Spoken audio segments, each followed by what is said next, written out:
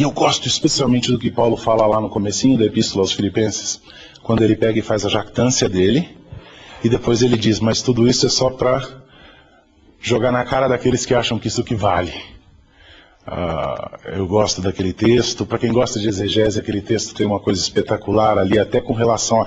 Vocês já devem ter visto gente que pregando diz, aquele texto fala que ele considera tudo lixo por amor de Cristo. Lixo, e tem gente que até enfatiza, lixo, a palavra grega aqui para lixo é uma palavra forte, é esterco, é alguma coisa assim. É verdade, mas eu acho interessante até o fato de que a palavra em si é uma brincadeira, um trocadilho que Paulo faz ali. Porque ele vira e fala assim, acautelai-vos dos cães. Quem conhece grego sabe que cães é cunis. Acautelai-vos dos cães. Aqueles que são da circuncisão. Daí ele vira e fala, porque se alguém tem razão para se alegrar, para se orgulhar na carne, mas eu e tal, e tal, e tal. E depois ele vira e fala, mas eu considero tudo isso. E a palavra que ele usa, de fato, é a palavra para lixo, para esterco, para dejeto. Mas a raiz dessa palavra é muito interessante. Ela é uma palavra composta de 3 itens diferentes. Uma palavra e 2 partículas. Ekune lambano. Aliás, uma palavra, uma partícula e um verbo. Ekune lambano, jogado aos cães. Eu considero tudo isso daí esculambano, que quer dizer lixo, mas quer dizer lixo porque queria dizer lançado aos cães. O que você lança aos cães é o lixo. Então Paulo chama aquilo tudo de lançado aos cães. Tudo isso para dizer para vocês que, de fato, a filosofia é a área de especialização minha, o doutorado é nessa área, mas eu considero tudo isso daí como algo que só serve mesmo esculambano. Por quê? Porque se não fosse para o serviço de Cristo, não teria valor algum. Para o serviço de Cristo tem algum valor, tem um valor relativo, mas ele é relativo à minha disposição de ser um servo do Senhor. Então eu não vou pregar para vocês porque não é para isso que estou aqui, mas vou porque não tem jeito de eu não fazer. Então eu peço que vocês me permitam aqui começar com uma palavra de oração. Senhor Deus, discutimos a respeito de coisas que estão próximas daquilo que é central na relação contigo. A leitura, a compreensão da tua palavra. Então agora te pedimos que a sabedoria do alto nos seja dada. Tanto aqueles que ouvem, quanto aquele que agora fala. Por Cristo Jesus. Amém. Bom, me licença aqui que eu fiz uma pergunta com um colega meu, lá da Bahia, e a gente vai fazer esse... Tá joia, à vontade. Eu quero começar com vocês dando uma ideia do que é que nós vamos falar. Quando se fala de fundamentos filosóficos, automaticamente, a partir do que eu falei, eu não posso pegar e dar uma aula de filosofia para vocês sobre a hermenêutica filosófica. Aliás, a área da hermenêutica começou como uma área filosófica mesmo. A aplicação da hermenêutica filosófica, a hermenêutica moderna que nós conhecemos, na interpretação do texto sagrado, é, em tempos modernos, um fator secundário. Tá? E eu não quero dar para vocês uma aula de hermenêutica filosófica. Não estou dizendo que isso não seja apropriado em certos momentos, em certos contextos. Mas eu não creio que é o de melhor proveito aqui.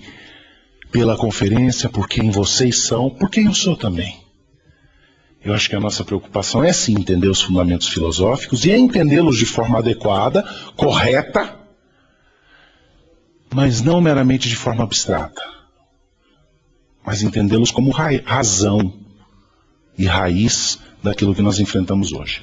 Quem tiver interesse em, de fato, fazer um estudo aprofundado de hermenêutica filosófica e, portanto, dos fundamentos filosóficos da hermenêutica, eu quero recomendar alguns livros. E trouxe um deles exatamente para poder dizer, estes são livros que, se você tem o interesse de trabalhar no âmbito de filosofia pura, num aprofundamento de hermenêutica filosófica, e, portanto, discutir os assuntos de interpretação de texto, em seus fundamentos filosóficos, um dos livros, esse livro tem 20 poucos anos de idade, foi o livro com o qual eu comecei a formar a minha cabeça em termos de hermenêutica lá no passado, mas não foi ultrapassado ainda como introdução. Ele chama Os Dois Horizontes, The Two Horizons. Ele é uma discussão sobre interpretação filosófica e interpretação do Novo Testamento. O título Os Dois Horizontes tem a ver com... Bom, eu falo disso mais pra frente. Ele tem um segundo livro que chama Novos Horizontes na Hermenêutica, mais moderno. Eu não sei se qualquer um desses dois está em português. Mas, de qualquer jeito, no mínimo como referência, para aqueles de vocês que são estudantes, no mínimo como referência bibliográfica para vocês então procurarem outros livros, se não quiserem aprofundar nestes. Anthony Thistleton. Eu acho que ele é da Zondervan. Depois, se alguém quiser pegar aqui na mesa e dar uma olhada, fique à vontade. Tem uma coleção toda que foi publicada no Brasil. Eu não sei o nome em português. Eu não sei nem se foi publicado. Eu acho que foi tudo publicado num só volume, mas antigamente era uma coleção que chama Fundações da Interpretação Bíblica, por diversos autores, dentre eles Moisés Silva, Vern Poythress, Wayne Grudem, todos professores meus, e é uma coletânea. Eu acho que no Brasil saiu com o título de Fundações da Interpretação Bíblica, e se não me engano foi a Casa Editora Presbiteriana que publicou. Então, esse é um outro livro onde você tem uma discussão mais aprofundada de hermenêutica, nem tanto filosófica, mas mais aprofundada das bases filosóficas, pelo menos em dois livros, o do Thistleton e o do Vern Poythress. Dito isso, agora eu estou livre para correr num caminho diferente e fazer uma proposta mais limitada para vocês. Eu quero tratar de três coisas. Se conseguir o horário, não consegui na outra sala, tive que abreviar. Mas são três pontos principais que eu gostaria de tratar. O primeiro deles diz respeito ao problema epistemológico.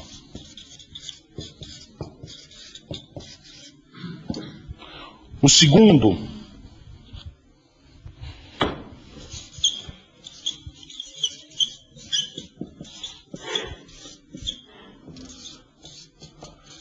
diz respeito à cosmovisão e estruturas de plausibilidade.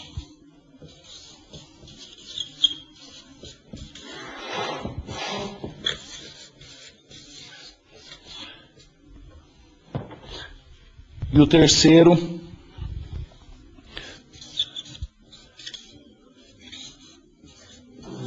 pressupostos. Na verdade, teria um subtítulo no terceiro ali, mas por enquanto fica só pressupostos. Depois eu deixo para fazer mais como suspense quando chegar no terceiro ponto. O problema epistemológico. Toda vez que se fala da leitura de um texto, de qualquer texto, na verdade, toda vez que se fala de significado, automaticamente nós temos um problema epistemológico. A epistemologia é a área da filosofia, ergo fundamentos filosóficos, que discute como é que eu sei as coisas, a teoria do saber, a teoria do conhecimento, de onde vem o conhecimento, o que é o conhecimento, qual é o processo pelo qual o conhecimento é adquirido, o que diferencia verdadeiro conhecimento de mera crença ou superstição. Tudo isso está no âmbito da epistemologia. E a questão de significado na interpretação tem um problema epistemológico muito grande. Tem toda uma dimensão epistemológica. É interessante, vocês vão notar mais para frente, que o que eu estou fazendo aqui, eu estou pegando uma cebola e descascando de fora para dentro. Estou pegando primeiro o problema como ele se manifesta aqui, no exterior, depois entrando um pouquinho mais, e eu quero chegar no cerne. O cerne é a questão de pressupostos. Só que eu vou apresentar no sentido contrário, indo na direção do cerne. Então, a primeira questão é como é que a própria filosofia, ao discutir a natureza do saber, cria para nós um problema, um dilema quanto à interpretação, quanto ao significado das palavras. Algum de vocês já se sentiu em certos momentos como se você fosse transparente e suas palavras não fizessem sentido? Geralmente em momentos de dor, de discussão com alguém, você fala e parece que o que você fala não faz sentido. Parece que é som, mas que quem está te ouvindo não pega o que você está falando. Você já experimentou a frustração de você falar uma coisa e entender que todo mundo entendeu o contrário do que você queria dizer? Você já percebeu as dificuldades que nós temos de entender as pessoas quando estamos, por exemplo, num momento muito emocional ou muito de briga? Tem vários exemplos que se usa para isso. Eu não vou usar para não ficar chato, mas, por exemplo, um deles, só para ilustrar como a gente não entende alguma coisa no momento em que uma emoção pega mais, seria eu virar para você aqui e falar: por que você está me olhando? De repente, assim, estou aqui, eu viro e falo: por que você está me olhando? Aí você ia virar para mim e falar: não estou olhando, ou então não é isso, ou não.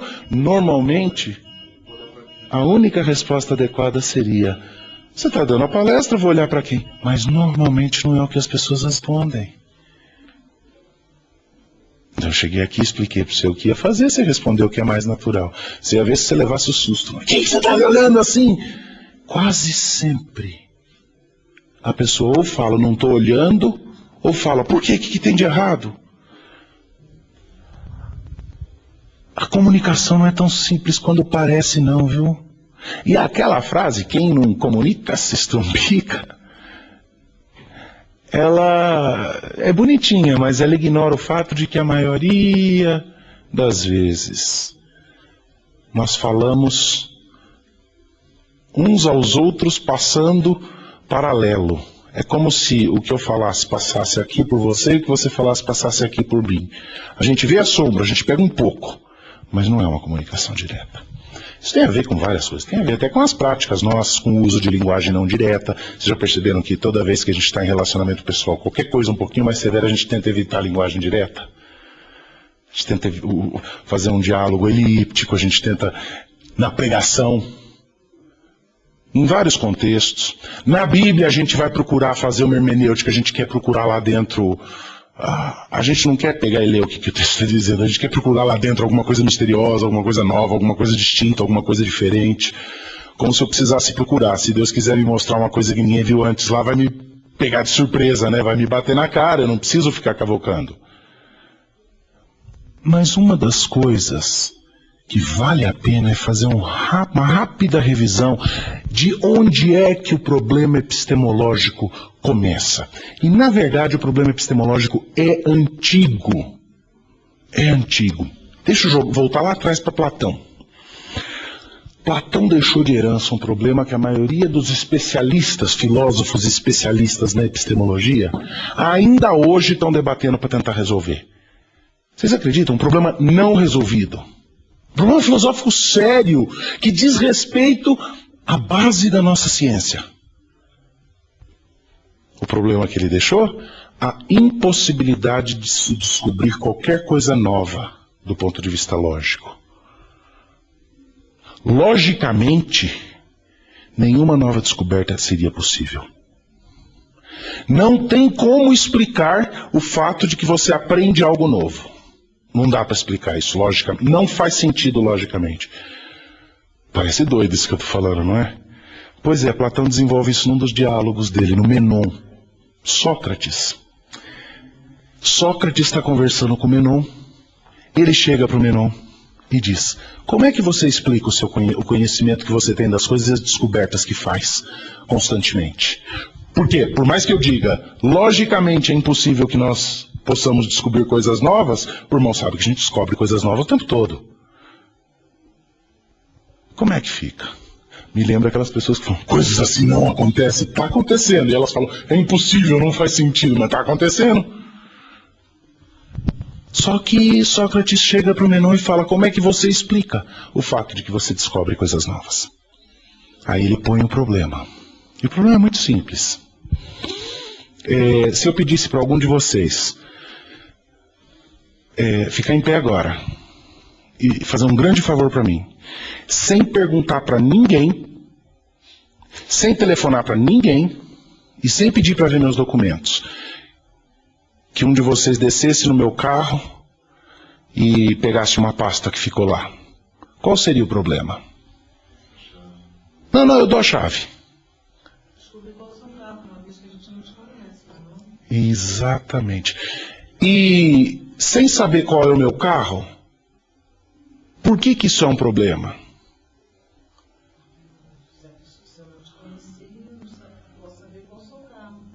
Então, mesmo que você esteja na frente do meu carro, você não sabe que é ele.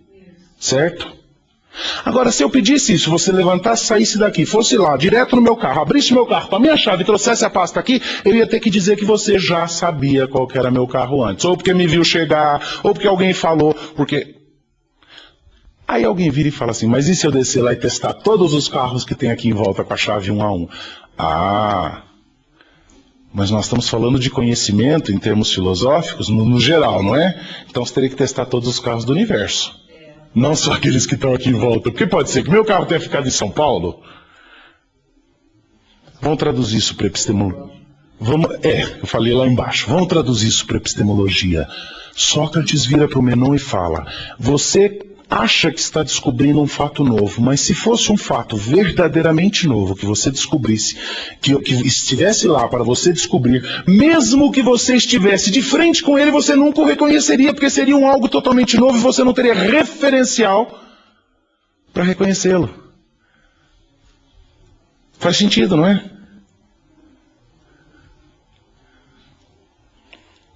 Qual aqui de vocês que leu a palavra de Deus e quando leu disse: isso é palavra de Deus?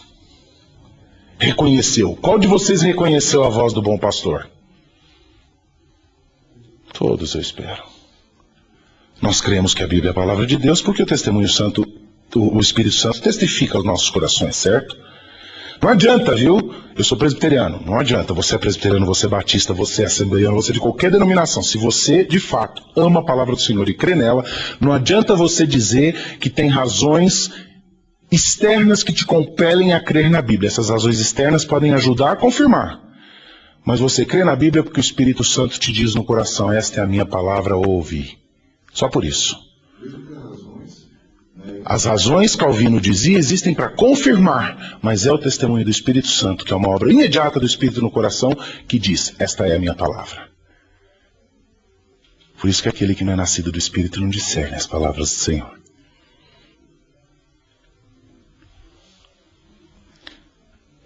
Platão diz, nas palavras do Sócrates, como é que você vai, dizendo para o Menon, saber que uma coisa, descobrir alguma coisa, se você não tem nada que te permita identificá-la? Mas a resposta do Menon é: mas o tempo todo eu descubro coisas novas. E então, Sócrates vira para ele e fala: mas então não são descobertas. Então não é aprendizado.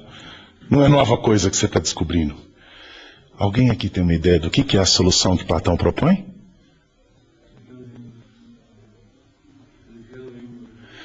Então, mas como que Platão propõe isso? Ele diz que é a reencarnação. Ele diz que a alma pré-existia antes de encarnar e tinha conhecimento universal. Certinho, meu irmão. E tendo conhecimento universal, essa alma sabia tudo que existia para saber. Mas, na hora de encarnar, bebe de um certo rio. Tem que beber água de um certo rio antes de poder encarnar. Qual que é o nome do rio? Vai fazer sentido para vocês, se vocês lembrarem ou se eu disser. Oblívio. E quando você bebe água do rio Oblívio, suas memórias são apagadas. E o resto da sua vida na Terra é uma tentativa de relembrar aquilo que você já soube. Quer dizer, para resolver esse pepino de Platão, só com uma loucura dessas. E é gozado, viu? Muita gente pensa que Platão propõe a reencarnação por motivos religiosos. Não, ele propõe a reencarnação por motivos filosóficos. Para economizar tempo, e a gente não ficar sem tempo aqui, deixa eu dizer para vocês que o cristianismo tem uma resposta muito simples. De fato, eu nunca descubro nada totalmente novo. Nunca. Mas também eu não estou lembrando algo que eu tinha de conhecimento universal prévio. Eu estou recebendo uma revelação de quem criou os fatos. Então eu não estou nem descobrindo, nem relembrando.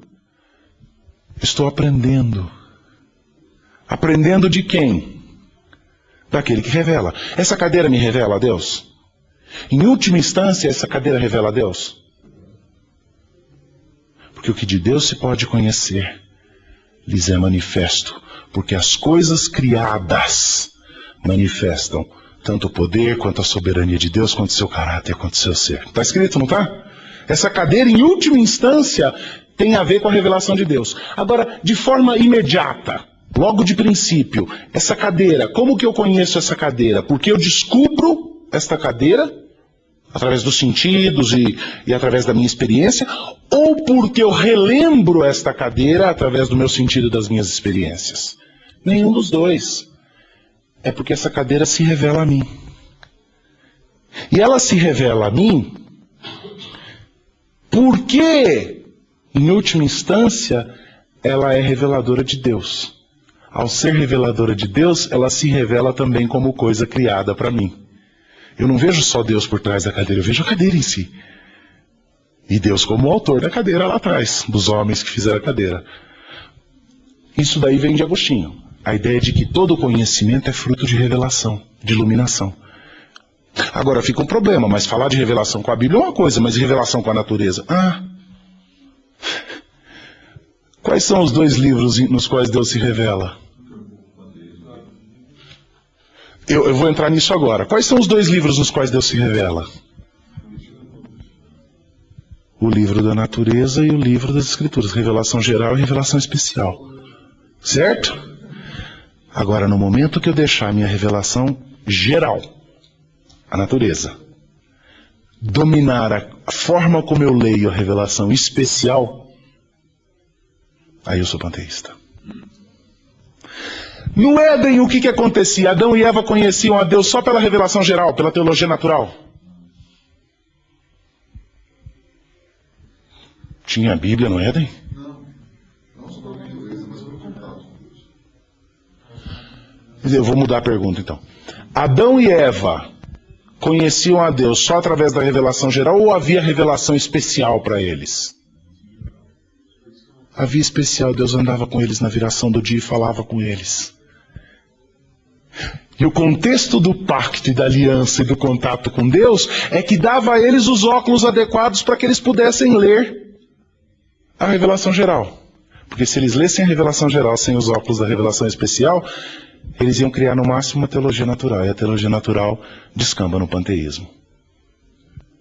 Mas se eu começo a ler a revelação geral através dos óculos da revelação especial,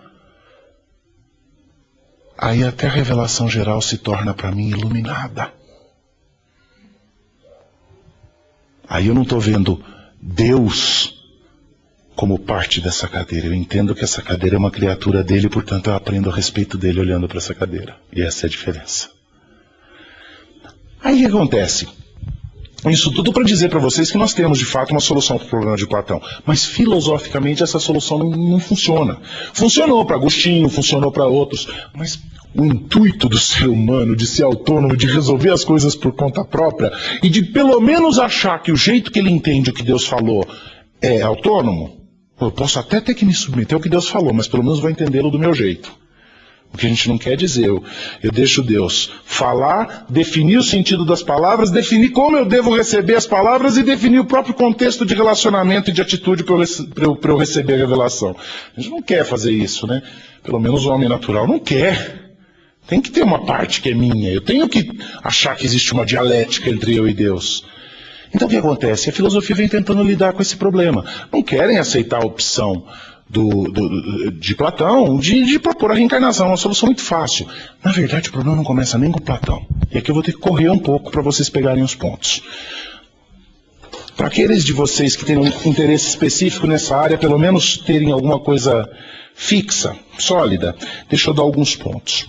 Na verdade, antes de Platão, já havia duas pessoas, dois pensadores, havia vários, mas pelo menos dois que, de forma característica, representam a tensão que depois Platão tentou resolver. E essa é uma tensão metafísica, mas é também uma tensão epistemológica. Eu estou preocupado aqui com a questão epistemológica, mas eu quero reconhecer que a metafísica existe também.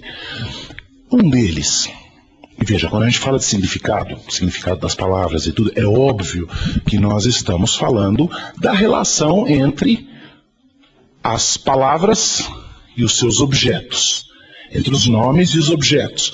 E também estamos falando da capacidade de usar um nome para um objeto e você, através daquele nome, compreender o mesmo objeto. Então estamos falando da valorização da comunicação num sentido, numa direção, num direcionamento universal, de universalidade. Certo? Algum de vocês aqui gosta de literatura? Gosta?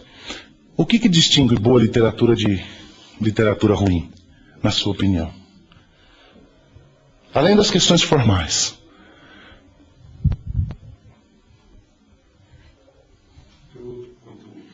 Conteúdo.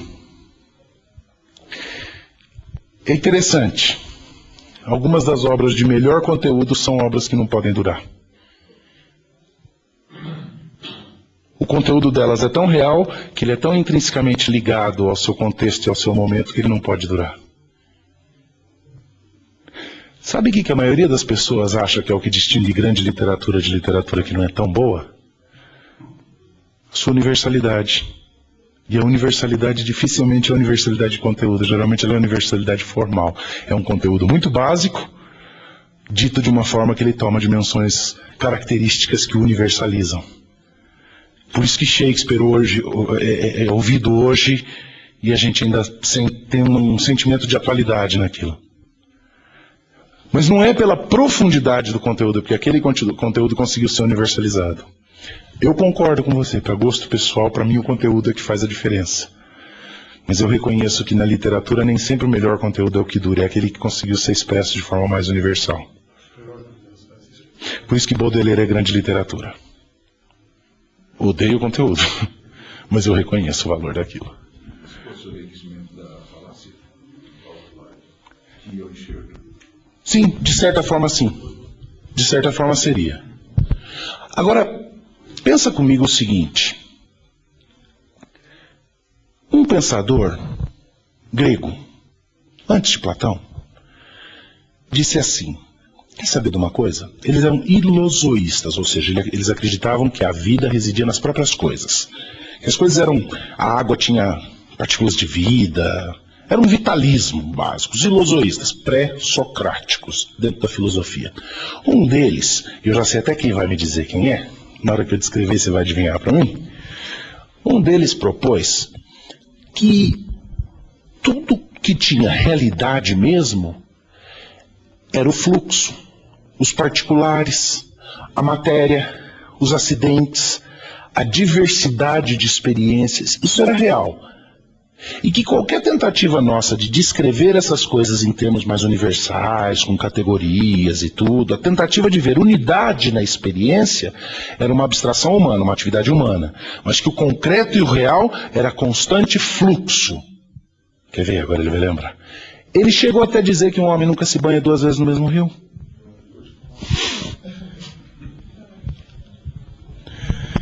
Porque ele não conseguia ver qualquer coisa que justificasse a unidade da experiência. Vocês conseguem notar que isso toca direto na questão de comunicação, né? Como que uma palavra pode ser usada de forma univocal? Outro, chamado Parmênides, propôs o contrário. Ele propôs que, na verdade, a unidade é que é ilusória. Que na verdade o fluxo que é ilusório. Que na verdade o mundo no final é um. E que a ideia de que as coisas se movimentam, movimenta, mas no final das coisas é um só. Fala de panteísmo, tá aí. Parmênides.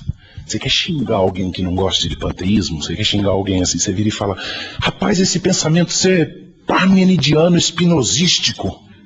Nossa, eu mesmo sou capaz de... Você também, você fica bravo se te chamarem de parmenidiano espinosístico, não fica não? Porque Spinoza seguiu a mesma tradição panteísta. Na verdade, ela é mais que panteísta, né? Ela é pantatudista, panenteísta, esse é o termo correto. Mais ainda. Mas o que Parmênides propôs foi: a experiência em particular é ilusória. Na verdade, permanece uno. E notem que Platão, através das palavras de Sócrates no diálogo de Menon, estava refletindo uma tentativa de sintetizar exatamente os dois. De fazer com que os dois andassem juntos, de que os dois colassem. Como que eu colo a experiência do muito e do uno? Na verdade, eu tinha que inverter. Do muito e do uno. Como que eu explico a relação dos particulares e dos universais? Agora vai ficar óbvio onde isso toca na questão da interpretação do texto. Como é que eu relaciono as coisas significadas e as declarações que têm valor universal para descrever aquelas coisas e aqueles significados? Como é que eu pego e leio a palavra de Deus escrita por homens num contexto histórico e num momento específico, sendo pregada por mim, um homem, num contexto histórico, num momento específico, que foi interpretada em casa, com ferramentas específicas, num momento histórico específico, no qual até meu corpo tinha características específicas. A gente consegue até perceber as diferenças do sermão que foi composto quando a gente estava com dor de barriga e o que não foi. Nem todo mundo consegue, mas a gente mesmo sabe. Como é que eu pego e digo do púlpito, assim diz o Senhor, e esta verdade se aplica a todos? Porque essa é a obrigação do pastor, né? Quantos de vocês são pastores? Vocês sabem que cada vez que nós subimos no púlpito, a expressão que é usada na Bíblia é: porque através de nós é como se Deus advertisse através de nós mesmos. É como se Deus falasse por nós, quando falamos aquilo que está na palavra. Quando fugimos da palavra, aí é um problema seríssimo. Aí lê a punição de Ezequiel 34. Mas, como é que nós podemos, de sã consciência, tranquilos, subir no púlpito e declarar, assim diz o Senhor, em sua palavra, e declarar isso com intenção universal, sabendo que em todos os sentidos, tudo que levou até aquele momento tinha caráter contingente, particularizado, histórico, contextualizado. Mas, no entanto, eu preciso fazer isso. De fato, eu faço. E creio que tem valor universal. Por quê? Vamos seguir um pouco mais tentando entender o engodo. Quando Platão resolveu tentar criar uma síntese que resolvesse essa tensão, quantos aqui de vocês já leram Schaeffer, Francis Schaeffer? Para vocês vai ser bem simples. Quando a primeira coisa que ele fez, para vocês que já leram Schaeffer, aquela ideia dele no Morte da Razão e no Deus que Intervém, onde ele descreve as dicotomias, na verdade aquilo lá vem de Doivert, da amizade dele com o Doivert. Platão resolve dar um primeiro passo para resolver esse problema, propondo uma dicotomia. Porque ele precisa manter duas coisas que parecem antitéticas juntas. E quando eu preciso manter uma tese e uma antítese juntas, o que eu faço? Mas uma síntese é o quê? É uma artificialidade que mantém juntas duas coisas que naturalmente não estariam juntas, certo? Por exemplo, para você criar um metal sintético, o que você tem que fazer? Você tem que submetê-lo a condições que façam que aconteça uma ligação química que não aconteceria num ambiente, numa situação normal. Então Platão cria uma síntese. E nessa síntese ele bota duas coisas que ele vai artificialmente manter juntas. O que vocês acham que ele pôs no andar de baixo? Tem vários nomes. Vamos colocar assim: matéria.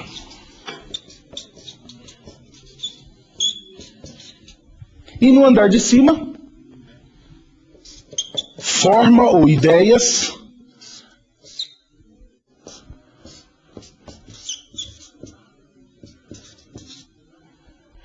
O mundo da matéria, o mundo do acidente, os fatos.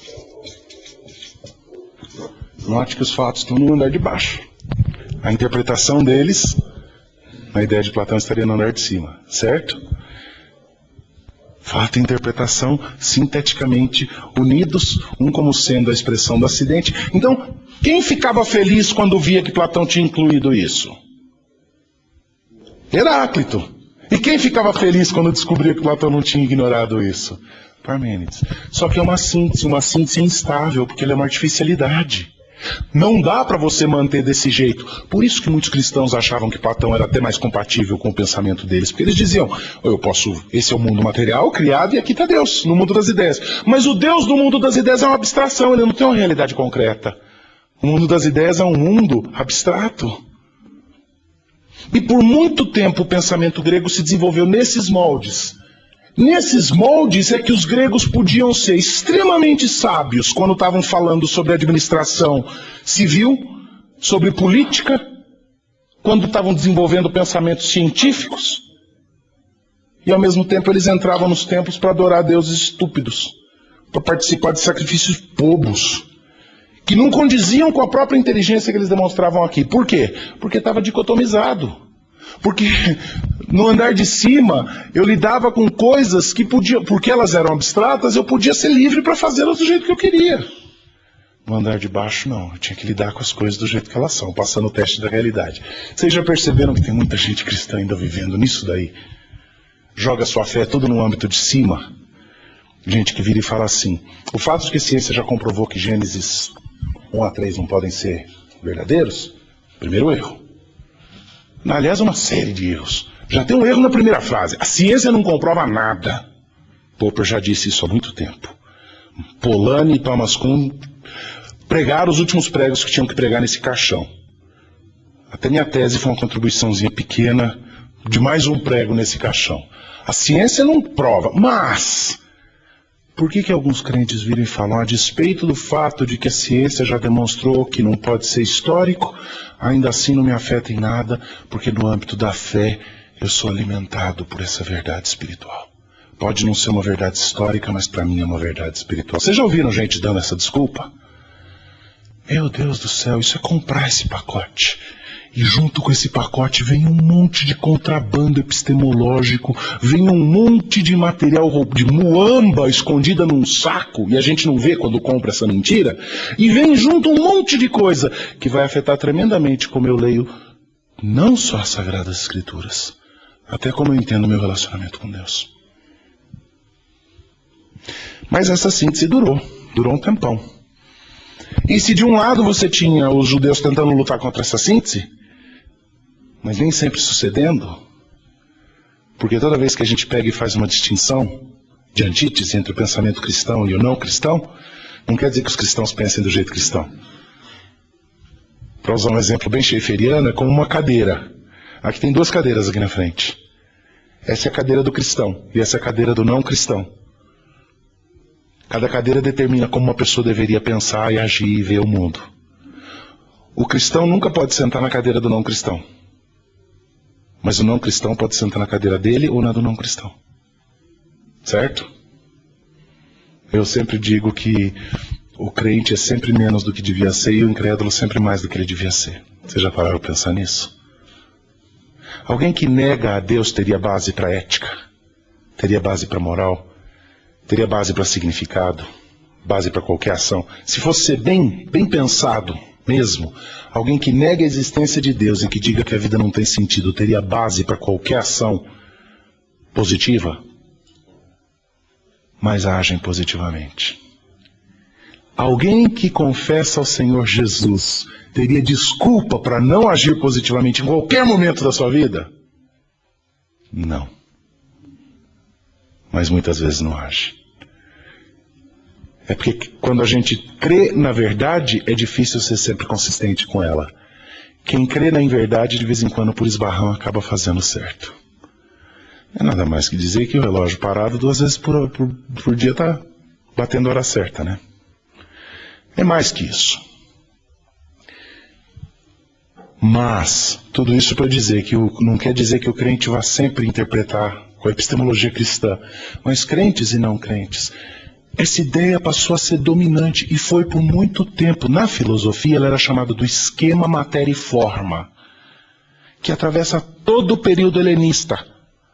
E o começo do período cristão, os primeiros pensadores cristãos, na era subapostólica, que começaram a escrever sobre as escrituras ou sobre a filosofia à luz das escrituras, tinham tendências platônicas. Os meus heróis, Justino, o mártir, Atenágoras, Tertuliano, infelizmente, a influência ainda é forte ali. Eles lutavam, eles estavam tentando se desvencilhar. Foi Clemente que disse, o que tem Jerusalém a ver com Atenas? Afinal de contas, aprendemos nos pórticos de Atenas ou a nossa sabedoria vem dos pórticos de Salomão? Só que até eu dizer isso, ele está comprando a dicotomia. Ele está comprando e falando, eu opto só por aqui, não quero aqui.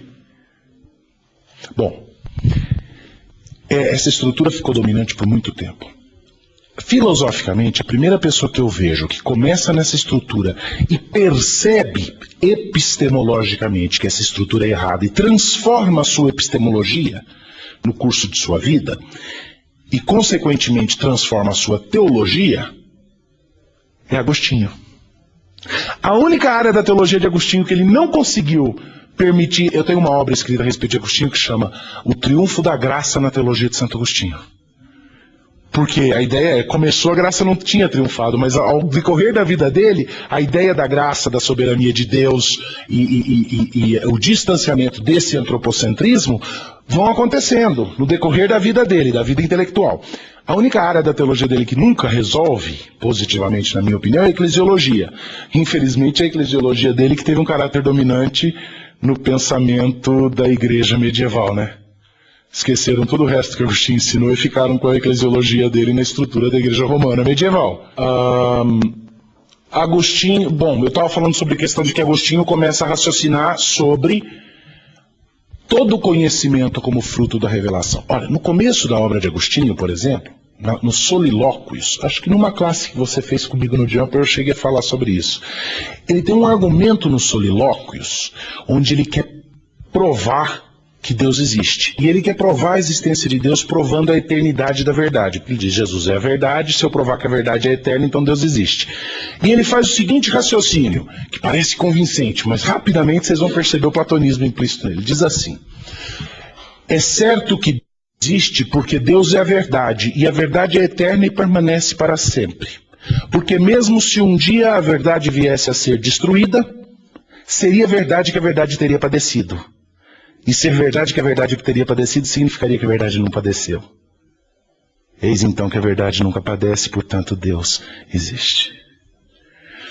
É interessante, né? Tem até uma força de lógica, não tem? Mas no máximo isso daí prova um conceito abstrato de verdade de Deus. Não diz nada do Deus pessoal da Bíblia, de Abraão, Isaac, Jacó, que se revelou, que faz aliança com seu povo, que caminha com seu povo, que fala com seu povo. É platônico, prova Deus como um ideal, uma forma, uma ideia necessária. A verdade deixa de ser um conteúdo, uma substância, e passa a ser mera forma. Ainda que a verdade morresse, teria sido verdade que a verdade tinha morrido, então a verdade permanecia. É formal, é um argumento de lógica formal, sem substância. E para mim a verdade não é sem substância, para mim a verdade é pessoal. Quando Agostinho está no final da vida dele, ele vira e fala, a verdade dura para sempre porque o meu Redentor vive e ele é a verdade encarnada. Gozado, né? Antes ele está tentando argumentar que Deus existe porque a verdade permanece. Agora ele diz a verdade permanece porque o meu Redentor vive. Esse é o triunfo na vida dele, essa é a transformação. Mas fora Agostinho, dificilmente se acha um pensador consistente e de tremenda importância que tenha conseguido opor essa ideia. Essa ideia de fato acabou virando um esquema que dominou o pensamento dos primeiros séculos da filosofia ocidental. Claro que a igreja, primeiro vivendo a perseguição, depois com a dissipação na época de Constantino, na época do começo do Império, a igreja não estava envolvida em tanta filosofia, mas tinha sim seus filósofos produzindo, e pouquíssimos fugiram disso. Mas nem o trabalho de Agostinho triunfou, porque Agostinho acabou sendo aceito e abraçado pela igreja romana exatamente na eclesiologia dele. Mas na epistemologia de Agostinho ela não triunfou. Continuou, primeiro, uma epistemologia platônica. E, eventualmente, chega um novo pensador, muitos anos mais tarde, coincidindo com a redescoberta dos textos aristotélicos que estavam perdidos, e Tomás de Aquino, então, aparece, desponta como alguém que diz, de fato, eu preciso de alguma coisa assim, mas não é isso. Com o aristotelismo dele, ele propõe um novo esquema, uma nova síntese, uma nova estrutura. Ele joga aqui embaixo a natureza, que para Aristóteles incluía suas formas e sua matéria. Forma e matéria estavam divididos lá atrás no platonismo, não é? Para Aristóteles, o que Aristóteles dizia? Existem as coisas em si e a nossa descrição que fazemos dela, a nossa categorização e organização que fazemos. Mas a organização, lembra que Aristóteles, nesse sentido, ele fugiu do nominalismo de Occam e estava no realismo. Tá? Em termos de sentido, de texto, de significado. E o que ele propõe, então, é o seguinte: como é que eu organizo a natureza? Eu organizo racionalmente a natureza, criando uma certa ordem e estrutura. Eu divido as coisas do jeito que elas são. Quem leu O Mundo de Sofia pegou bem isso daí. Essa é a visão aristotélica. Aquino diz: o mundo, a ciência, as coisas comuns, eu entendo é dessa forma, aristotelicamente. É isso mesmo. E a filosofia grega é um dos meus melhores guias. Aliás, dizia Aquino, a filosofia grega é a criada que me leva até a porta da teologia. É o andar de baixo. Quer ver? Vocês já ouviram dizer, na caminhada com Cristo é como se você estivesse subindo uma escada. Enquanto você puder subir com força natural, você tem que fazer seu próprio esforço. Quando chegar no ponto que seu esforço não basta mais, a graça vem e complementa a natureza para te levar até lá. Já ouviu alguma coisa parecida com isso? Isso é tomismo, de Tomás de Aquino. É a ideia de que a graça complementa a natureza, de que a minha relação com Deus é uma relação que começa de modo natural e depois a graça só vem no final para complementar o que falta. Então é a ideia de que, por exemplo, eu sou salvo pelas minhas obras, mas eu preciso de graça preveniente para que minhas obras tenham valor. É o contrário do que nós queremos como protestantes. De que a graça não completa a natureza. Que a graça cobre a natureza de cabo a rabo. De que a natureza é fruto da graça. De que a natureza toda é iluminada pela graça de Deus. O que vocês acham que Aquino punha aqui em cima? Depois de tudo que eu falei. Nesse esquema. Só não vale você que já sabe. O que ele punha ali em cima?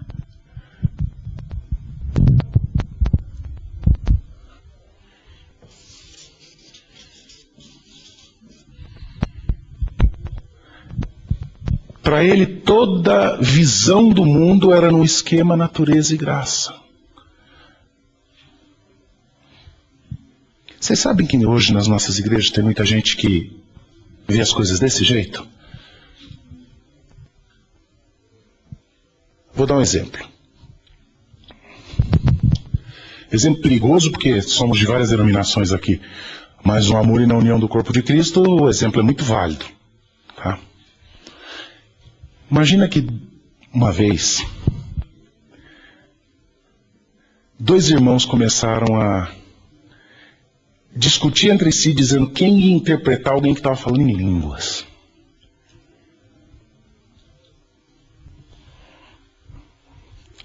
E uma pessoa virou para eles e falou: eu estou meio cético quanto à autenticidade do que vocês estão fazendo. Então eu vou fazer um teste apostólico aqui. Vai cada um para um canto e vai fazer a interpretação no papel e não em voz alta. E depois eu vou comparar as duas interpretações. Se baterem, a igreja toda reconhece. Se não baterem, os três vão ser punidos. O que orou sem que houvesse intérprete, que tem proibição explícita, e os que interpretaram fingindo, porque não pode não bater. Se é de Deus, vai bater. Não vem ao caso julgar se a pessoa estava certa em fazer isso ou não. O que eu quero ilustrar é a resposta que uma dessas pessoas deu. Ah não, pastor, mas aí você está querendo fazer um teste natural e racional para uma coisa que é no âmbito da graça, que não segue a lógica humana.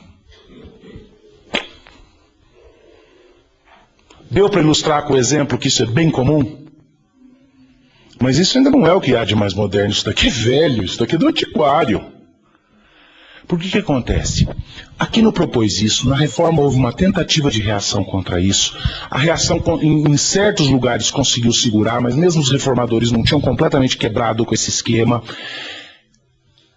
Surge na época do iluminismo, eu estou dando um salto enorme aqui porque o tempo está passando. Surge na época do iluminismo uma outra proposta. Tem a ver com Hegel, com a tentativa que ele fez de inverter e dizer que, na verdade, a graça é que se transformava em natureza num processo do espírito de particularização. É toda uma questão de como Hegel quis propor o panenteísmo dele de um eterno retorno do espírito na palingenia. Mas Kant, Immanuel Kant, sentiu o mesmo drama de querer achar uma síntese que resolvesse o problema.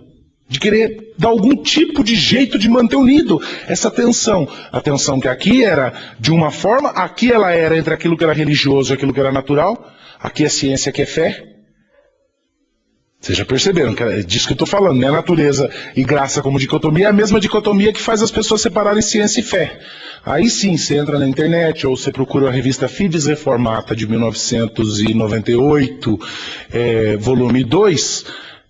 Se por acaso você não tiver acesso, você pode procurar online no Centro Presbiteriano de Pós-Graduação do Jumper, cujo e-mail é www.mackenzie.com.br/teologia. É o site da instituição que eu dirijo. Vocês entram lá e vocês vão ver os links para os artigos do nosso jornal acadêmico, Fides Reformata. Em 98 eu escrevi um artigo que chama Fides et Ciência, indo além da discussão dos fatos. E é um artigo discutindo isso daí, mais a fundo, essa relação natureza-graça, que eles são... Kant sabia... Kant não queria ser religioso, ele queria salvar a religião, mas ele sabia que se ele tentasse salvar a religião de um jeito místico, tomista, todo mundo ia rir dele, porque o mundo estava num momento diferente, um momento bem mais preocupado com a natureza do que com a graça, um momento no qual a autoridade da igreja tinha sido desafiada. Mas Kant queria salvar a religião, mas onde queria enfiar a religião? Não dava. A religião como fenômeno humano, como ciência, o estudo do fenômeno da religião, essa sim, ele podia jogar no âmbito da natureza, explicar sociologicamente, quimicamente, explicar antropologicamente, mas e a fé verdadeira, onde que ia pôr? Ele cria uma outra dicotomia. Aqui embaixo, ele continua tendo a natureza.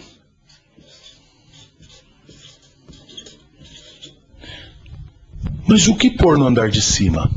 Schaeffer gostava de dizer que o andar de baixo come o andar de cima. Ele sobrepuja o andar de cima. O que pôr no andar de cima aqui?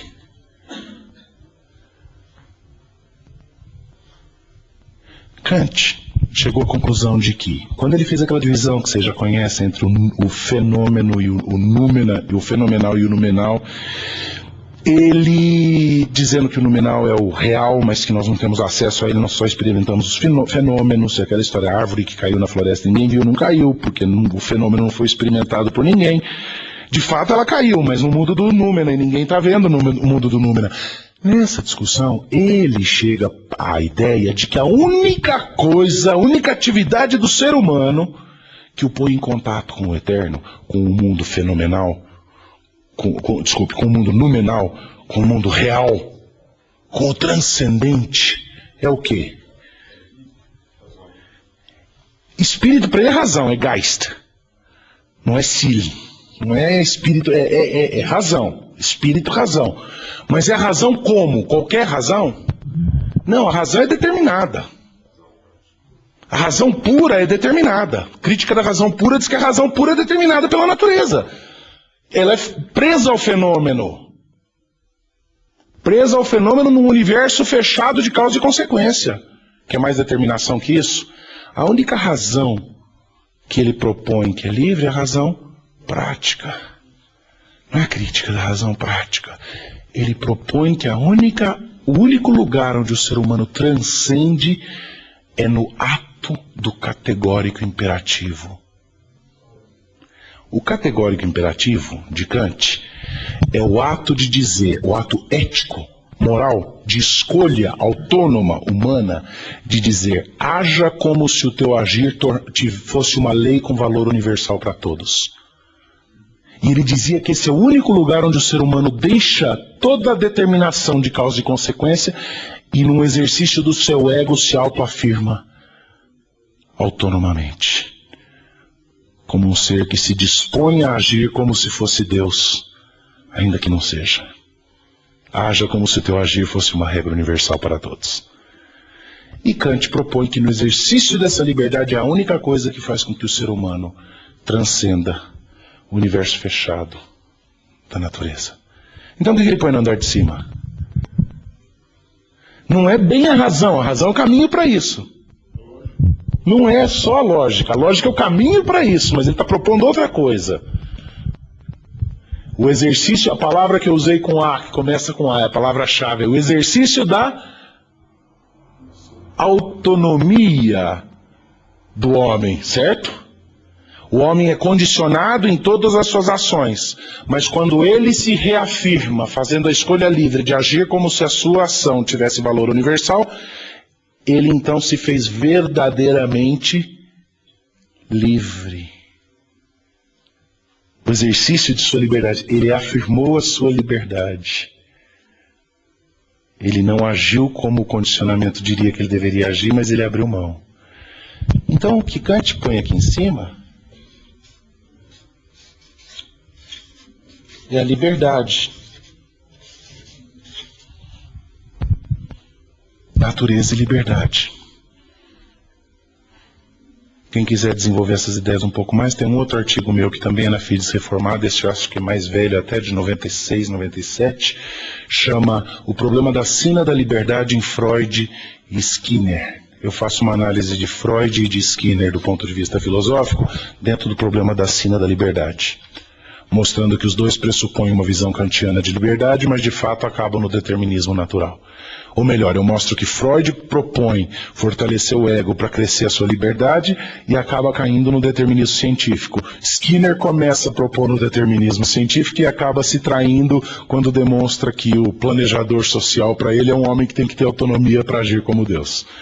E no artigo eu desenvolvo isso daí. Então dá para entender mais. Não é o nosso propósito desenvolver isso a fundo aqui, mas eu queria trazer vocês até aqui para mostrar o que vem depois.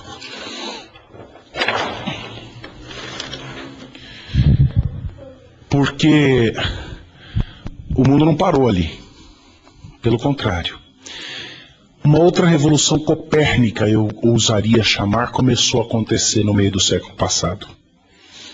E dessa vez ela foi quase que abertamente epistemológica. Não foi só, mas foi. Surgiu algo que hoje todo mundo fala a respeito. Chute? Alguém? Uma declaração? A pós-modernidade. A modernidade é kantiana. A pós-modernidade. Quando uso o nome pós-modernidade, dá a ideia de que você deixou para trás a modernidade e chegou numa nova fase. Por isso eu não gosto muito de usar o nome. Já faz alguns anos que eu insisto em usar o nome ultramodernidade. Porque eu acho que o chamado de pós-modernidade é nada mais do que Kant levado até o fim, até as últimas consequências. Porque vocês notaram que nesse esquema, o andar de baixo é que engole o andar de cima? Há uns 50 anos atrás, e alguns dos pensadores centrais para isso foram, aí em campos diferentes, por exemplo, na compreensão da psicologia humana e tudo isso, Lacan teve um papel central, os existencialistas foram importantes, levando até isso, ainda que não tenham atravessado. Nietzsche, de fato, Nietzsche estava certo quando disse que nasceu fora do seu tempo, porque ele devia ter nascido bem depois, porque ele tem que ser considerado um dos pais da pós-modernidade, ainda que por muito tempo não tenha sido feita a conexão. Mas em particular, teve um homem, Lyotard, Jean-François Lyotard. Ele escreveu o primeiro livro que chamava Condição Pós-Moderna. Ele dizia que nós tínhamos chegado num momento no qual a nossa adolescência moderna tinha que ser transcendida. Tínhamos que virar adulto. Mas o gozado é que aqui esse andar acaba engolindo esse e vem tudo parar aqui, certo? Aqui esse andar acaba sendo engolido por esse, vem tudo parar aqui, tem que enfiar alguma coisa aqui, não é?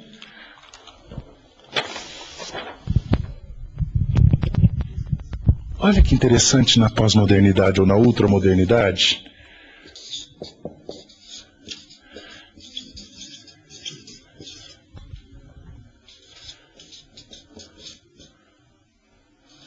Esse era o esquema de Kant, certo? Sabe o que a pós-modernidade faz? Derrama água. Esse está no salvo, o resto está tudo bem.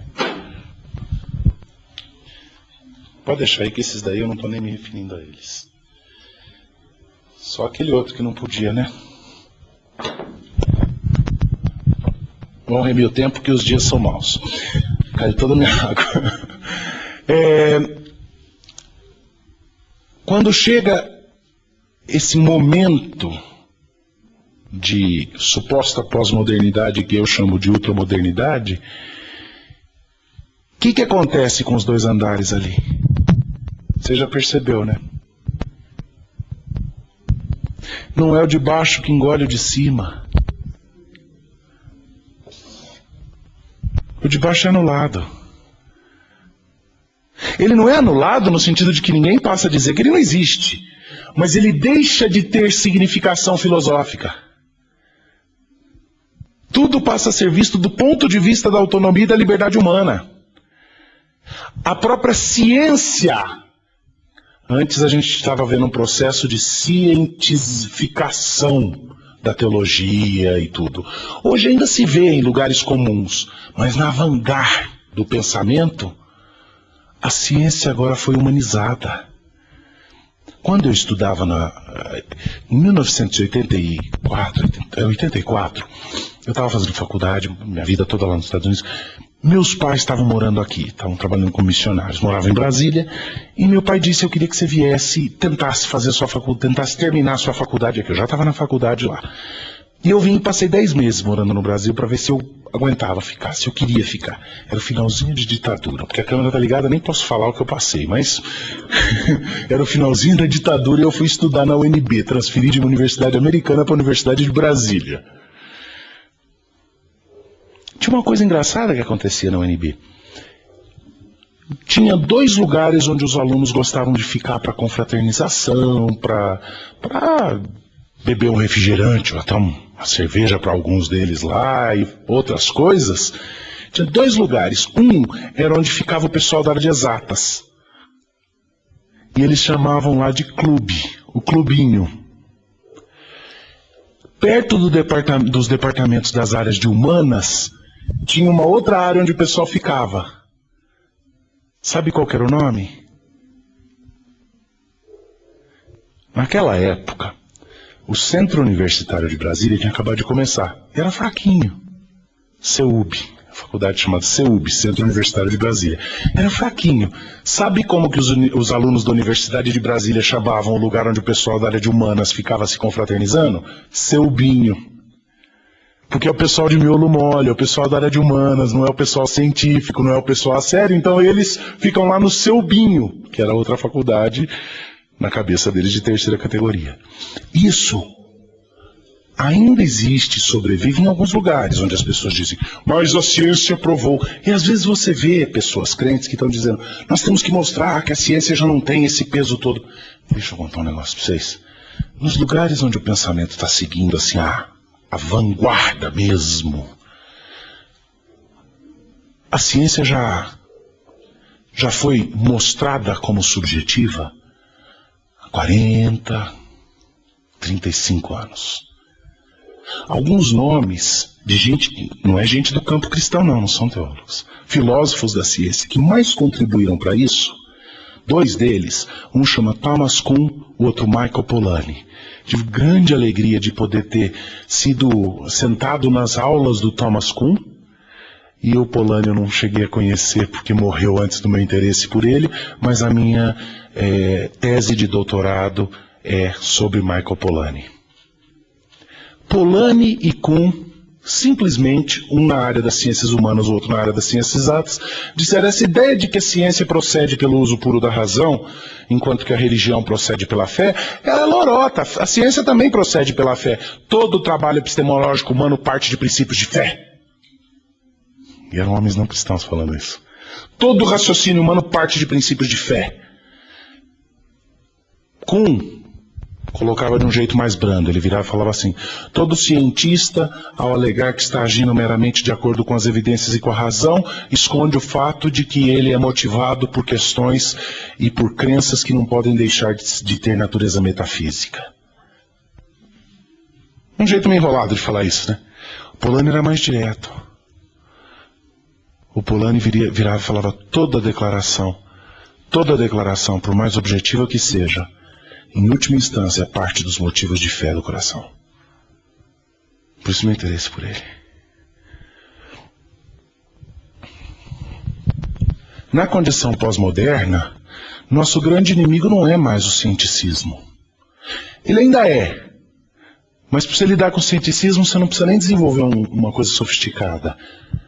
Especialmente na questão de interpretação bíblica e interpretação de texto, nossa grande luta não é mais com os teólogos liberais kantianos, que diziam: a Bíblia é meramente um livro de lições morais e eu não preciso me preocupar com o conteúdo sobrenatural dela, porque isso daí é puro misticismo. Sabe, aqueles caras que seguiam Harnack, que seguiam mesmo Bultmann, essa não é mais a nossa preocupação. Você vai encontrar aqui e ali alguém que faz. Não é o problema mais sério. O desafio mais sério é pós-moderno. O desafio mais sério não é dizer que a Bíblia... Não é criticar a Bíblia cientificamente. Vocês acham que o maior problema, o maior desafio para a hermenêutica bíblica é o liberalismo clássico na teoria das fontes? Na crítica histórica? Não, só em alguns seminários nossos que o pessoal ainda lê crítica histórica. Muito mais difícil do que responder a crítica histórica é responder a teologia canônica do Childs, por exemplo. Até porque tem alguns pontos ali que são certos. Mas é muito mais difícil, porque a condição é outra agora. Agora o trabalho todinho é um que diz que é liberdade. E diz que é fé. Hoje não é completamente socialmente aceitável falar de fé em público? Não dizem até que ser evangélico é pop?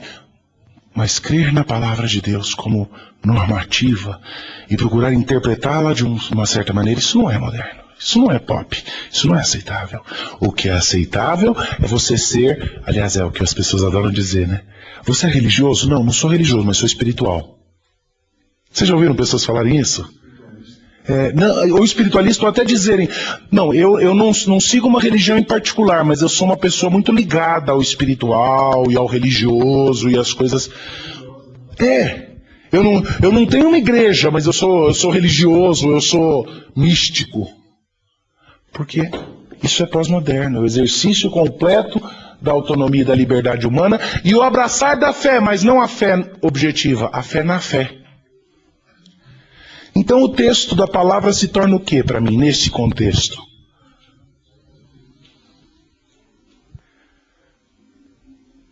Um trampolim para minha experiência pessoal e para minhas afirmações pessoais. Em vez da Bíblia ser um livro com o qual eu me confronto, um espelho que me despe, a Bíblia passa a ser uma tela onde eu pinto o que eu quero ver de volta. A Bíblia deixa de ser fonte de revelação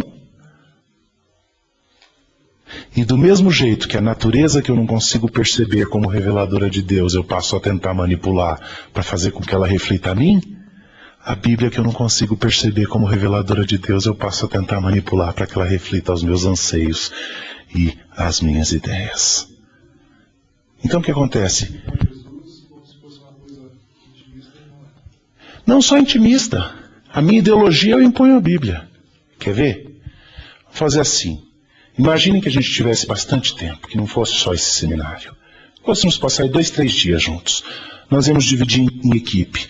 Eu ia pedir por irmão liderar uma equipe que ia tentar reinterpretar Jesus no Evangelho através de uma hermenêutica do homem de sucesso. Os irmãos iam procurar as características que faziam de Jesus um homem de sucesso no ministério, as táticas que ele usava para que ele tivesse sucesso no ministério, e vocês iam caracterizá-lo e lê-lo na Bíblia, ler a Bíblia através dos olhos da expectativa de um homem de sucesso.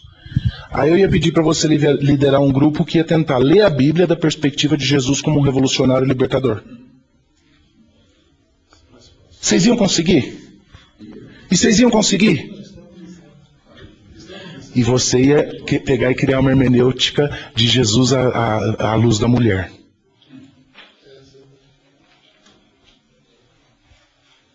E você, cara, não sei o que sobrou.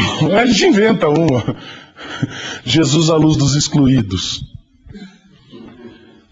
O que eu estou falando? Eu estou pegando e estou comprando uma briga e criticando todos os meus outros colegas que fizeram, alguns dos outros colegas, ou colegas, homens ou mulheres que fizeram apresentações aqui. Não.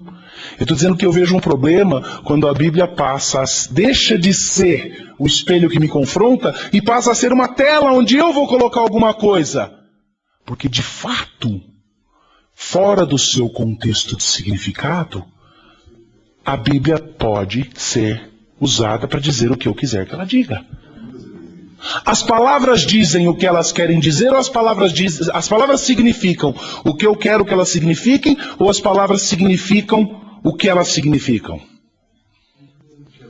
Ou as palavras significam o que você acha que elas significam? Os três. Os três. E só existe um jeito do que eu digo, o que você escuta e o que as palavras diriam para um terceiro ouvinte coincidirem. Se o contexto de significado nosso for compartilhado, se o contexto de significado for distinto, acabou, cada um fala o que quer.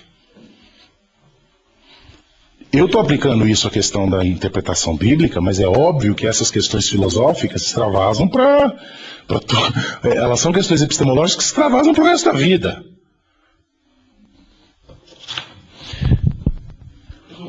Quase sem tempo.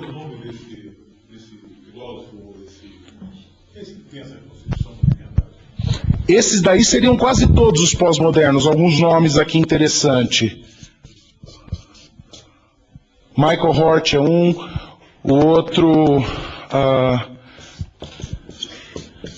Lyotard, Jean-François Lyotard, o próprio Jacques Derrida. De certa forma, diferente... Não vou botar o nome, não. Eu vou dizer, eu qualificaria muito, mas até o Paul Ricoeur, de certa forma, caberia aí. Joyce, que eu vi agora na cidade, é o de Joyce. James Joyce. Mas o James Joyce, ele caberia aí no sentido de que ele é pós-moderno, mas ele está antes e ele nunca discutiu teoria de interpretação, ele era um escritor. Agora, falta pouquíssimo tempo, eu quero aproveitar e depois deixar vocês perguntarem se tiver.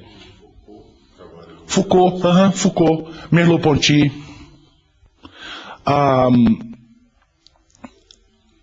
Tudo isso tem um fator de unificação. Eu não acho que é uma série de acidentes. Eu estou tentando pintar um quadro para falar de raízes filosóficas, de fundamentos filosóficos, e tentando pintar um quadro dinâmico, não no detalhe. O detalhe vocês leem num livro. Eu estou querendo vir estimular vocês a buscar os livros e daí botar carne nisso daí. Eu estou querendo dar uma figura geral. Mas essa figura geral, até agora, ela pode parecer só analítica e neutra. Cadê a pregação aqui? Bom, eu não consigo ir embora se eu não puser a pregação no meio. Existe um fator unificador em todas essas posições. E esse fator unificador não é que não combina com a minha teologia. Não é que se opõe à minha teologia em particular. Existe uma linha que traça todo o pensamento humano, desde o Éden até aqui, dentro dessa sala. E essa linha, que eu vou chamar de antítese,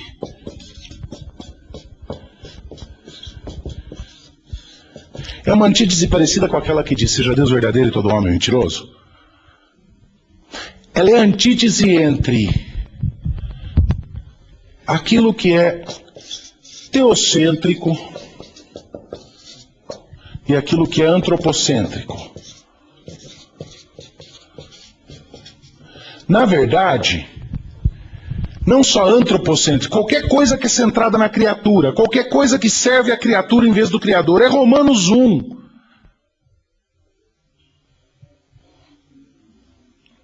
Essa antítese não perpassa apenas a história da filosofia. Somos irmãos em Cristo, não somos? Essa antítese perpassa os nossos corações também. Maldito o homem que sou, porque conhecendo a Deus desde menino, andando com Ele desde menino e procurando ter a minha mente renovada, de acordo com a mente do Senhor Jesus Cristo, de vez em quando eu ainda me pego desse lado da antítese.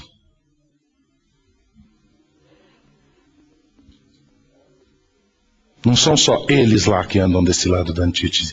Toda vez que a minha altivez se levanta, toda vez em que eu esqueço que tudo é a respeito de Deus e não a meu respeito, eu cruzei para o outro lado da antítese. E se eu ficar muito tempo por aqui, eu começo a ter que criar racionalizações e justificativas e esquemas que me permitam manter aquelas coisas artificialmente que eu quero manter. Eu tenho uma irmã que amo muito. Minha irmã, eu tenho um irmão mais novo e uma irmã que está no meio, entre eu e meu irmão. Sou mais velho. Minha irmã mora nos Estados Unidos, o marido dela é pastor, e ela está terminando um PhD também, lá nos Estados Unidos, na área de aconselhamento. Ela é uma conselheira cristã, tem mestrado em aconselhamento, bacharelado em psicologia, e agora está fazendo um doutorado em psicologia. E ela é uma mulher que ama Cristo tremendamente. Querida minha, dá uma saudade de falar dela. Mas todos nós fraquejamos. Eu já tive momentos de tremenda fraqueza onde ela me abençoou. Como no dia, eu tenho um problema sério de visão, e um dia eu estava na casa dela expressando minha frustração por causa das dificuldades que eu passava. Eu falei, eu estou tão cansado de andar pela fé, eu queria por um pouquinho que Deus me deixasse andar com passos firmes e com a visão clara e não sei o quê. E ironicamente meu problema de visão é sério, eu não vejo um olho, o outro está progressivamente se deteriorando. E eu dei aquela chorada com ela orou comigo, pediu a Deus que mudasse meu coração e não sei o que e tal, e eu saí da casa dela e fui descer para entrar no meu carro, caiu minha lente de contato no chão, quebrou, era uma lente raríssima, feita por um laboratório nos Estados Unidos que levava 21 dias para fazer uma nova. Então eu passei 21 dias pregando, fazendo todo o meu ministério, eu tenho 14 graus de deficiência de visão no olho que veio, o outro não vê. Então eu passei 20 e poucos dias com a minha esposa me guiando pela mão pro púlpito para pregar, ela lia a Bíblia para mim e daí eu pregava. Quer dizer, nunca mais usei uma expressão daquelas, né? Então minha irmã já me abençoou dessa forma, me repreendendo. Um dia eu repreendi a minha irmã porque eu estava conversando com ela e ela tem um filhinho, Timothy, meu sobrinho, menino lindo, maravilhoso, mas severamente deficiente mental. Muito severo. Ela é brilhante, o marido é brilhante, a outra filha é brilhante. Na família, é uma família com tradição, tanto acadêmica quanto de QI alto. A família dela, não a minha, a dela. E a queridinha Débora teve um filho que tem um problema severo de retardamento. Severo, difícil. E mais, ele é dado à violência e tudo isso daí. Muito querido, mas de emoções muito fortes, então também tem as explosões. E um dia eu estava conversando com ela e ela foi chorar comigo. Ela me abraçou e disse, eu sei que Deus me mandou o Timmy para que eu e o John pudéssemos ser abençoados e amadurecidos na fé. Eu sei que ele mandou o Timmy para que nós pudéssemos ser trabalhados por Deus, mas está doendo muito. E eu olhei para ela e falei, você é cruel e egoísta. E para de distorcer o meu Deus. Ela olhou para mim assustada. Eu, com lágrima nos olhos, disse, você acabou de reduzir o meu sobrinho Timothy a um pau de manobra que Deus está usando para moldar você. Que egocentrismo esse seu! Não! É que desde antes da fundação do mundo, Deus planejava botar no mundo Timothy. E daí ele teve que achar pais para que pudessem cuidar do Timothy. E não achando ninguém melhor, escolheu você. Por que você que está no centro e não o Timothy? Aí ela sacou exatamente o que eu estava fazendo, ela não se ofendeu, ela percebeu o teatro que eu estava fazendo. Ela falou, poxa, mesmo eu não percebi, eu estava me pondo no centro do universo. Porque cada um de nós tem a obrigação de colocar Deus no centro absoluto e o próximo no centro próximo. Sabe quem são as duas pessoas mais importantes neste instante, aqui dentro? Deus acima de todos e vocês. Para mim. Mas para vocês eu tenho que estar no lado mais importante. É nessa troca. É sempre o outro no centro próximo e Deus no centro imediato. Porque é assim que eu aprendi a me relacionar com um Deus transcendente e com um Cristo presente e próximo. E a minha hermenêutica é afetada por isso. A minha hermenêutica da vida não é? A ideia que minha irmã estava fazendo era uma hermenêutica de quem estava desse lado. Apesar dela ser alguém que mora aqui o tempo todo.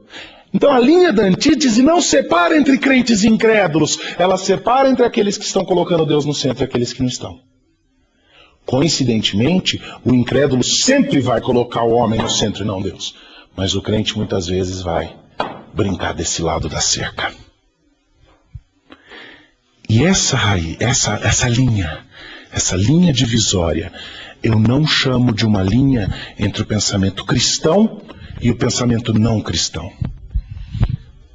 Seguindo Doiver, eu chamo isso daqui de uma linha que divide entre o pensamento bíblico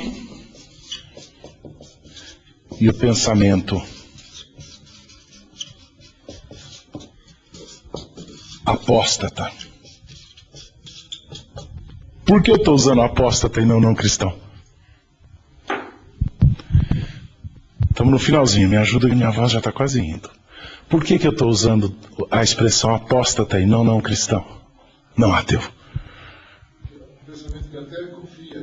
O que quer dizer apóstata? O que a palavra apostasia significa? Quem nunca teve a verdade pode apostatar? Quem é o apóstata? O que já teve e recusou, certo? Por que eu chamo isso de pensamento apóstata?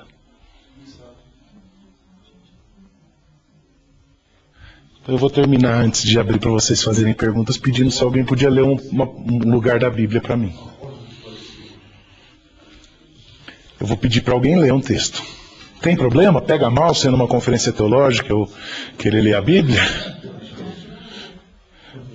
Marcos, acha para mim Romanos 1. Lá no começo. Faz uma menção por isso. Comecinho do, acho que é do 16, né? Leu 16 junto, que eu não me envergonho. Pois não me envergonho do Evangelho, porque é poder de Deus para a salvação de todo aquele que crê, primeiro do judeu e também do grego, visto que a justiça de Deus se revela no Evangelho de fé em fé, como está escrito: a ira de Deus se revela do céu contra toda impiedade e perversão dos homens que detêm a verdade pela injustiça. Dos homens que detêm a verdade pela injustiça. A ira de Deus se revela não por sobre os homens que nunca ouviram a verdade. Por aqueles que detêm a verdade pela injustiça. Só que vocês vão ver que ele fala que todos detêm a verdade pela injustiça. Porquanto o que de Deus se pode conhecer é manifesto entre eles, porque Deus lhes manifestou. Porque os atributos invisíveis de Deus, assim o seu eterno poder, como também a sua própria divindade, claramente se reconhecem desde o princípio do mundo, sendo percebido por meio das coisas que foram criadas. Tais homens são por isso indesculpáveis. Porquanto, tendo o conhecimento de Deus, não glorificaram como Deus, nem lhe deram graças. Antes se tornaram nulos em seus próprios raciocínios, obscurecendo-se-lhes o coração insensato. Inculcando-se por sábios, tornaram-se loucos, e mudaram a glória do Deus incorruptível em semelhança da imagem de homem corruptível, bem como de aves, quadrúpedes e répteis. Por isso Deus entregou tais homens à imundícia pelas concupiscências de seus próprios corações, para desonrarem o seu corpo entre si. Pois eles mudaram a verdade de Deus em mentira, adorando e servindo a criatura em lugar do Criador, o qual é bendito eternamente. Amém. Não existe o pensamento que ignore a Deus. Existe o pensamento apóstata que suprime o conhecimento de Deus que deveria aflorir naturalmente quando olhássemos ao nosso redor ou quando olhássemos para dentro de nós mesmos. Os sensus divinitatis. Devia fluir naturalmente. Somos cercados por revelação dentro e fora. E toda essa revelação nos indica que existe um Deus e que nós precisamos da revelação especial dele. Mas nós nos especializamos em suprimir a verdade, trocando a verdade pela injustiça. Por isso Deus nos entrega raciocínios nulos. É isso. O pensamento apóstata é isso. Eu sei discutir filosofia com gente boa, com gente craque. Meu currículo de filosofia é parecido com o de Paulo quanto a ser judeu. E eu falo isso tranquilamente. Mas não é a minha paixão é pregar a palavra e é entender que o pensamento apóstata precisa ser combatido. Com amor aos seres humanos. E a hermenêutica é uma das áreas centrais. Com que lentes você lê a Bíblia? Porque ninguém lê sem lente. Você lê a Bíblia com as lentes que Deus mesmo fornece, ou você lê a Bíblia com lentes que você procura, ou compra, ou fabrica? Com que lentes você lê a Bíblia? Ninguém lê a Bíblia sem lentes.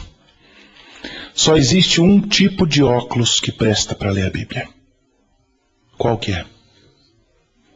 E o óculos teocêntrico para ler a Bíblia me foi entregue por Deus de que forma? Falado através de... Porque é Cristo. Falado através da própria Bíblia. Eu interpreto a Bíblia à luz da própria Bíblia. A Bíblia estabelece seu próprio contexto de significado. Só que o contexto de significado dela não é uma abstração. É o contexto da aliança. Porque nos últimos 20 minutos de palestra eu estou comunicando com vocês de um jeito que talvez não estivesse antes. Porque o nosso coração passou a compartilhar.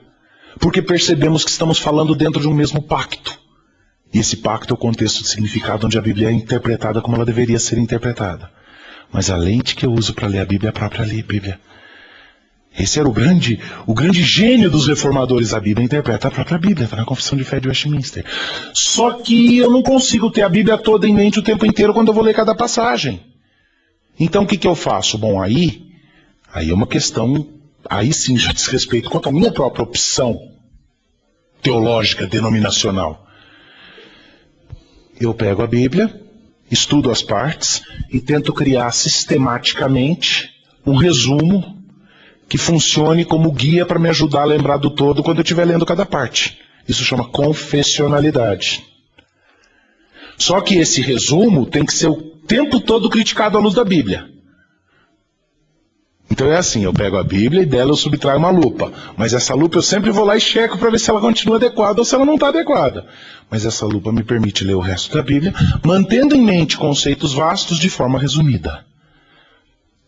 E eu creio que essa é uma forma que Deus utilizou desde os apóstolos, que tinham suas próprias expressões de confessionalidade. Resumiam, de certa forma, os elementos centrais de sua crença. Mas isso é uma questão de aplicação. Mas a questão absoluta aqui é, a Bíblia interpreta a própria Bíblia. Eu só posso ler a Bíblia direito através dos olhos de Cristo. Eu só vou encontrar os olhos de Cristo, é nela mesma. Aí alguém vira para mim e fala, e aí entenda, é uma questão filosófica. Mas isso você cria uma questão autorreferencial de sentido, é circular. A Bíblia interpreta a própria Bíblia, então é circular, é um sistema circular. Olha, cuidado com o restolho de cientificismo. Não existe sistema de pensamento humano que não seja circular. Sabe qual que é a maior prova disso daí? A maior prova de que todo sistema humano de raciocínio filosófico é circular. O dia que alguém virar para você e falar, não, mas aí você está usando um raciocínio circular, você vira e fala, todo raciocínio é circular. Quer a prova? Vocês querem ou não querem a prova? É o pai dos burros, o dicionário. Como que um dicionário define um termo?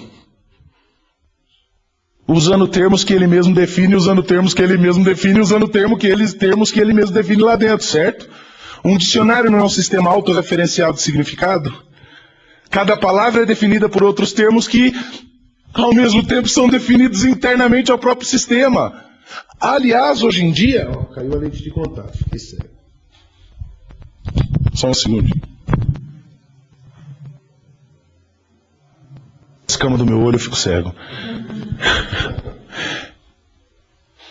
O dicionário é um sistema autorreferencial de significado. Cada palavra é definida por palavras que estão lá dentro. Hoje em dia, existem softwares que são usados para testar a qualidade de dicionários, para descobrir se por acaso um dicionário usa alguma palavra que já não esteja lá dentro.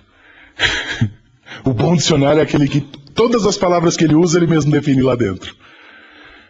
É claro que a Bíblia é o referencial de significado para mim, para o meu sistema de fé e para a minha própria visão da Bíblia. Não poderia deixar de ser. Só que não é um círculo vicioso, sabe por quê? Porque um círculo vicioso é um mito, é um moto contínuo, é algo que começou sozinho e continua se retroalimentando. Esse não é um círculo fechado.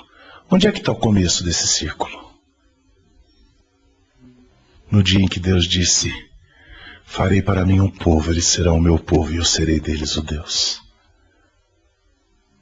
O dia que ele resolveu criar o universo. E onde é que esse círculo termina?